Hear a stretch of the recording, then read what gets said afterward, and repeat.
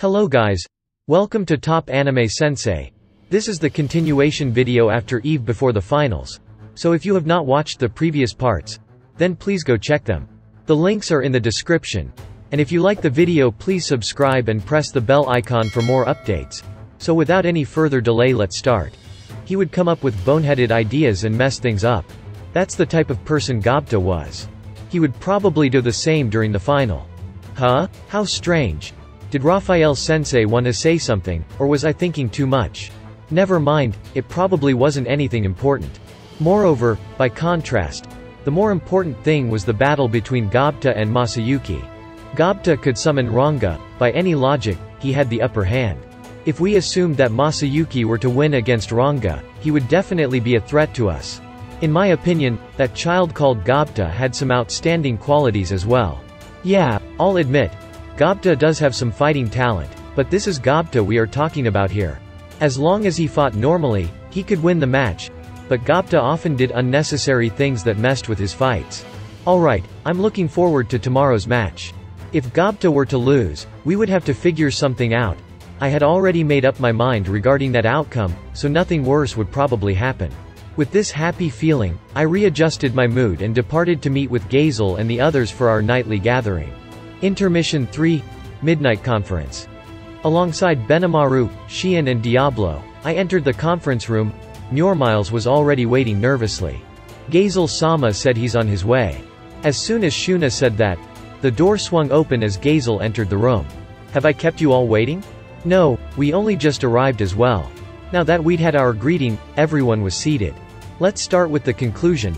I contacted headquarters this morning to have them gather the remaining gold coins. So far, we were able to gather 1,500 coins. It's not much, but we can't have the people pay for it.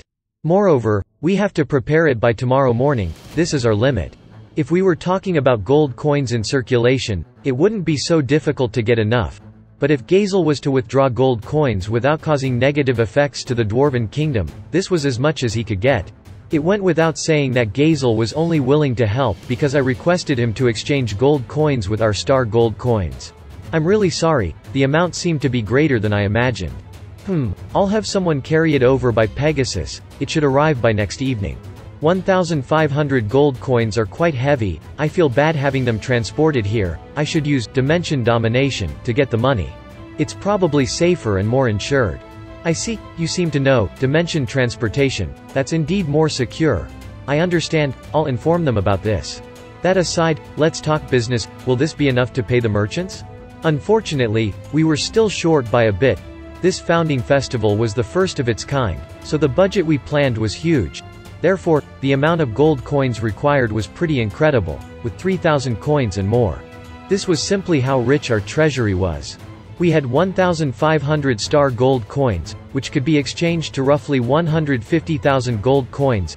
That's why we didn't spare their usage. After all, it was just 2,000 to 3,000 coins. It wasn't that our nation had no money, we could manage to pay if exchange were possible. But since the people at the receiving end were all retailers and small businesses, this did not work. Our nation just managed to get into currency economy. The flow of gold coins at this point was still limited. Even though we gathered all sorts of silver coins, there were less than 100 gold coins of the Dwarven Kingdom. This, plus my own money, made 300 gold coins. Miles managed to gather around 1,000 coins. This added up to approximately 1,400 coins. Even with the addition of Gazel's part, we still didn't have 3,000 coins. Not still enough? I've calculated a bit. We are still a couple of hundred coins short. Even if your budget shortage was calculated so casually, how on earth did you manage to hold this type of celebration? I just came up with the idea. The duration is short anyway, so I can't really help myself not to. I don't even know where to start my grievances with you. Gazel sighed greatly, looking at me dumbfounded. If that's the case, shall I pay the remaining portion? Halfway through our conversation, someone suddenly cut in. Curious who it was. I turned towards the direction. It turned out to be the Emperor of Sorcerer's Dynasty Sarian, Elmisia. Gazel sitting next to me showed an expression of disgust upon seeing Elmisia. I had my guard up too, but at the same time, questioned Elalude. How strange, Elalude-san. Why has the Emperor come as well? About that. Rimuru-sama, I went to discuss it with the Emperor. and she agreed to provide aid without hesitation. I see what's happening here, the emperor must have forced him to do it. Best not to poke around for trouble now. I see, actually, we should handle this problem aren't you lamenting about not enough money? I only proposed to help with the hope of creating a foundation for the mutual friendship of our nations. My instinct told me, things are getting messy. No, I mean, I trusted my instinct and decided to reject her somehow. It was true that we wished to exchange some gold coins, but I was more afraid of owing Elmisia a favor. We were only short by a few hundred coins, we would at most intimidate those merchants a little. We simply had to avoid them looking down on us. As long as our rival did not suffer losses, they wouldn't go as far as to hate us to the bone. Give it a rest now. Once this woman has spoken, she will persist until the end. It's far worse dealing with her than a whole group of merchants. You'd be better off accepting her help nicely now, Gazel commented unimpressively while switching to the same depressed expression as Elalude. How surprising, it seems that even the great hero King Gazel finds it difficult to deal with Emperor Elmisia. Gazel-chan, are you speaking for me? I am so happy. Elmisia smiled as she couldn't hide her joy. She called Gazel-chan. The relationship between the two could be reflected in that sense. Please don't call me that. Doesn't matter, what do you really want? You are still so serious, not a free-spirited man like your grandpa was. It's because of the type of person my grandfather was, that my father worked so hard. Let's put that aside and get to the point now. Gazel's personality was pretty free-spirited in reality, but he often played the role of a rigorous ruler. This was largely due to him observing the hard work of his father as he grew. While the former king still ruled the nation, Gazel was having the time of his life during the last free period of his life. Apparently, it was then that he met Elalude and Elmisia. It was also around the time when he became an apprentice of Hakuro.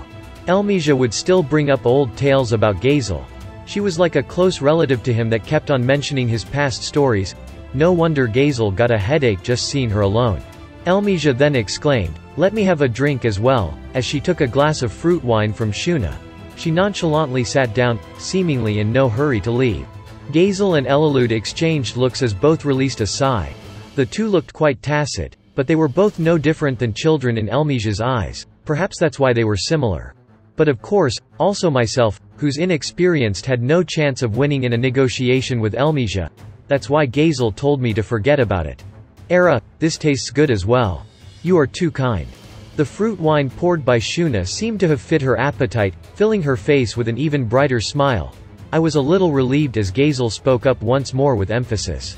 Alright, that's enough. Time is precious, I'm afraid there's none to waste on your little hobbies. After his hurrying again, Elmisia was finally willing to talk business. Alright. If you want my help, I have something in mind for you to do as well. If you are to organize this type of celebration again, please invite me. If you are willing to invite me to any future events, I'm happy to exchange the money for you. I am happy to do that, I answered without hesitation. Elmisia smiled joyfully hearing my response. It makes sense, and it's my thoughts exactly.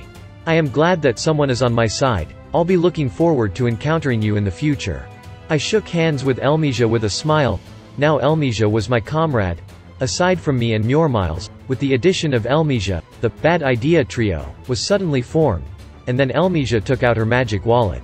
I only have some pocket changes with me, at most 1,000 gold coins. But if you want more, I can request more to be brought here. No, that should do for now. Allow me to exchange it with 10-star gold coins, I answered rather casually as well. But what on earth was this person thinking? She's been wandering about with 1,000 gold coins. I can only say that her concept of money is a bit weird. Looks like she's an authentic billionaire. It was the right choice to listen to Gazel's words and not make her an enemy. Alright, just remember to fulfill your promise. Of course. I nodded with a smile at Elmisia's response. She then immediately began to exchange money with me on the scene. Now we just had to wait for the 1,500 gold coins exchanged at the Dwarven Kingdom and we would have enough money. The problem had finally been resolved. I was relieved of a huge burden. Diablo commented, "This is great, Rimuru-sama," as he poured me some tea.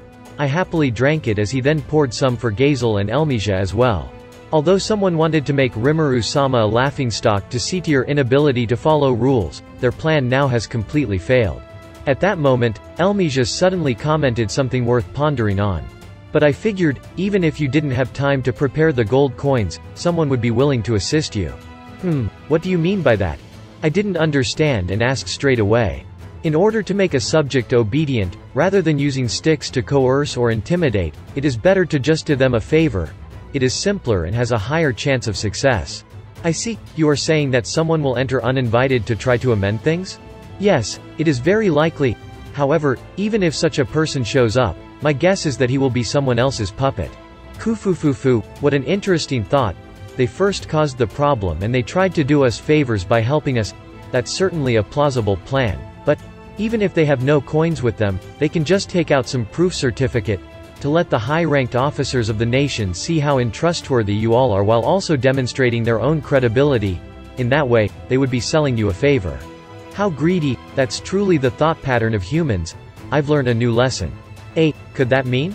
In order to sell us a favor, will the person trying to get close to us appear and convince the retailers? And that this person is only a pawn that is following orders and can be discarded at any moment? I see, if we trust the person, they will be getting close to us, and if we raise our suspicion, will they abandon the plan? But of course, perhaps they only want us to lose face yet. I had a feeling that Elmisia's prediction would come true. I don't really understand something that complicated, but do you know who is behind all this? Could it be, a member of the Western Nation Council is trying to test us? Benimaru asked. His rude tone did not upset Elmisia as a smile emerged on her face. I'm not sure about it either. After all, our dynasty was never part of the council. But, if it's that Mr. over there, surely, he has learned something, hasn't he? Elmisia turned her eyes to a certain direction. In her line of sight was Muirmiles, who had been pondering by himself. Were you talking about me? He seemed rather nervous upon being appointed. Soon enough though, he regained composure and spoke up in a rather troubled tone. I did hear some rumors. Apparently in private, there is a subcommittee that runs the entire Western nations. They seem to be some high-ranked ruler among the council.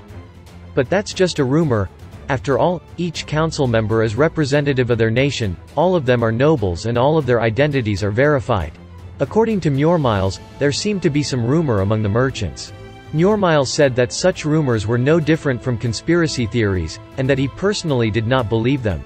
If any suspicious personnel come up to mediate, I shall investigate his activities and expose his background, Soy kneeling next to me said. And that's it. Thank you so much for watching.